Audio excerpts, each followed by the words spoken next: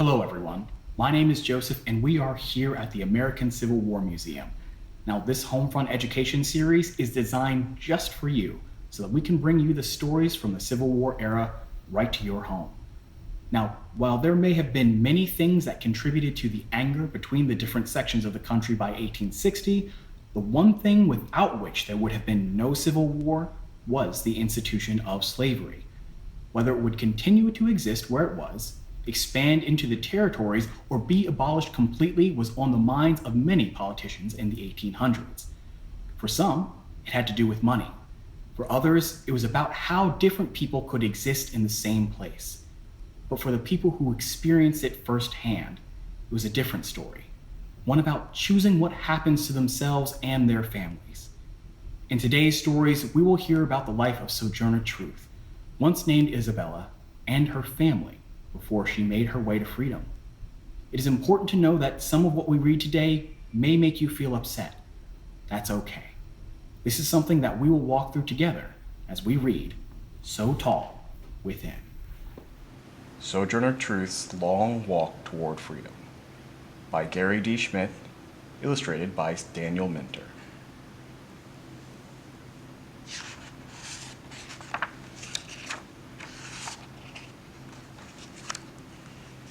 In slavery time, when hope was a seed waiting to be planted, Isabella lived in a cellar where the windows never let the sun in and the floorboards never kept the water out.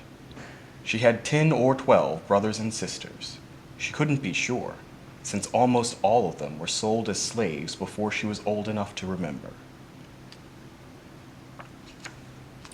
But Mama Bet, her mother, kept them in memory. Sometimes at night she held Isabella and pointed to the skies over New York State. "Those are the same stars, and that is the same moon that looked down on your brothers and sisters," she whispered. And Isabella looked at those same stars, that same moon, and dreamed. When Isabella was about 9, she was sold for $100, along with a flock of sheep. Mama Bet held her one last time. They would always remember to look at those same stars and at that same moon, even though they would be ever so far away from each other. Every night after that, Isabella kept her eyes wide open. In slavery time, when happiness was a dream never coming true, Isabella was put to work. Now the war begun, she thought. First, she worked for Mr. Neely, who figured she didn't need shoes in the wintertime.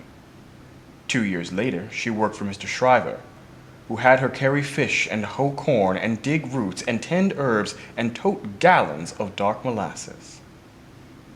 A year and a half after that, she worked for Mr. Dumont, who bragged that Isabella could do a good family's washing in the night and be ready in the morning to go into the field. And she did, night after night, day after day, night after night, day after day, night after night, day after day.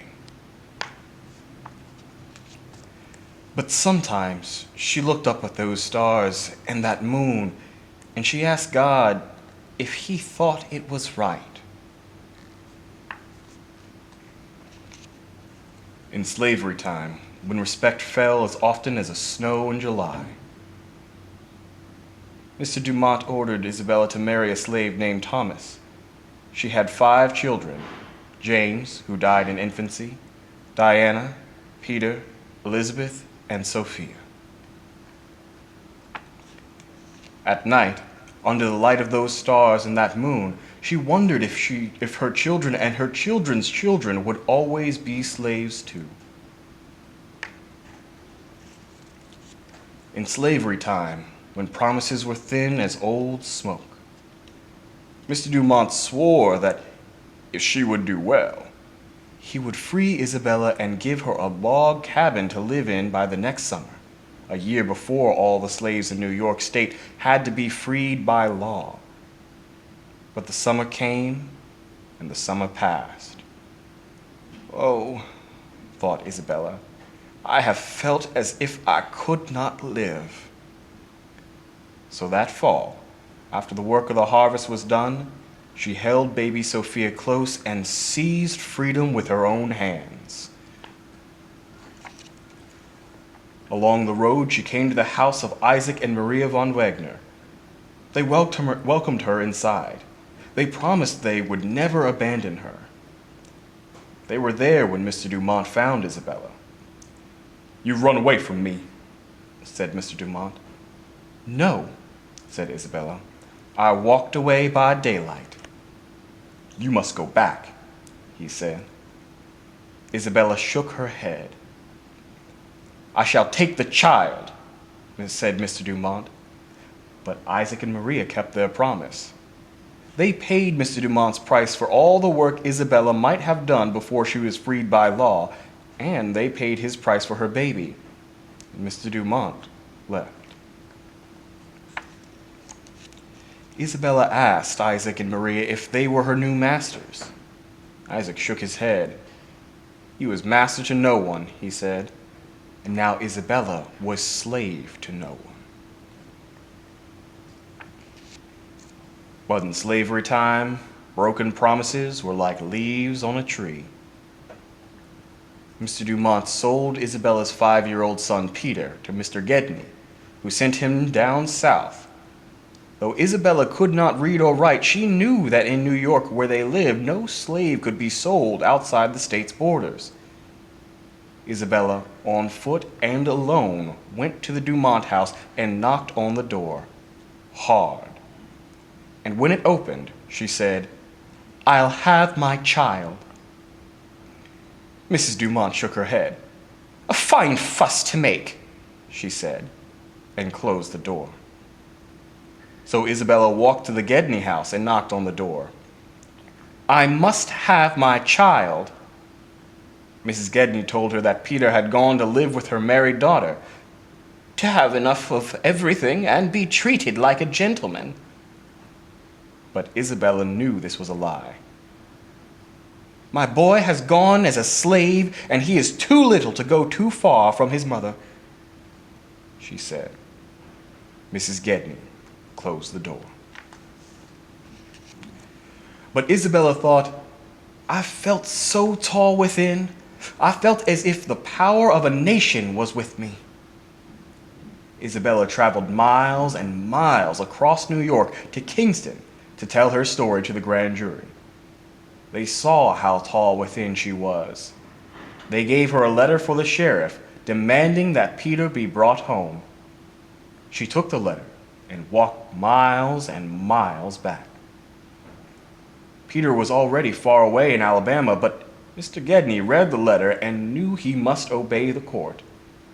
He went down south to find Peter, while Isabella waited and prayed. "God, help me get my son. If you are in trouble, as I am, and I could help you as you can me, think I wouldn't do it?" After a few months, Isabella held Peter again, but the Alabama masters had whipped Peter and kicked him and beaten him. He would never really heal. That was slavery. In slavery time, when chains tore families apart, like the wind frays a flag. Isabella still looked up at those stars and at that moon, and hoped her brothers and sisters saw them too. They did. A year after Peter was freed, he and Isabella moved to New York City, where she met a woman named Nancy at Zion's Church. When they held hands, Isabella said, "The bony hardness was so just like mine." But Nancy passed away. Soon after, she met her sister Sophia, and then her brother Michael, who had been stolen from her long ago. They told her that they'd had another sister in the city, but that she had just died. Her name had been Nancy. Then Isabella understood that one of the first people she had met in New York City was her own sister, but she had not known it. "What is this slavery?" wondered Isabella, "that it can do such dreadful things?" Perhaps that was the moment Isabella knew that she had a journey to make under those stars and that moon. It would be a journey, a sojourn, to tell the truth about slavery. And maybe then, slavery would end forever. More than 15 years after she walked away from the Dumonts, Isabella changed her name to Sojourner Truth, and she began to walk again. This part of our story ended well for Isabella, now Sojourner Truth. At least, it ended better than it did for some who went through the same thing. But her story wasn't over. In fact, it was just beginning. Having experienced what she did, she made a choice to get involved in the fight to let freedom ring for everyone, not just her own family. We'll read more about her long journey the next time we sit down together.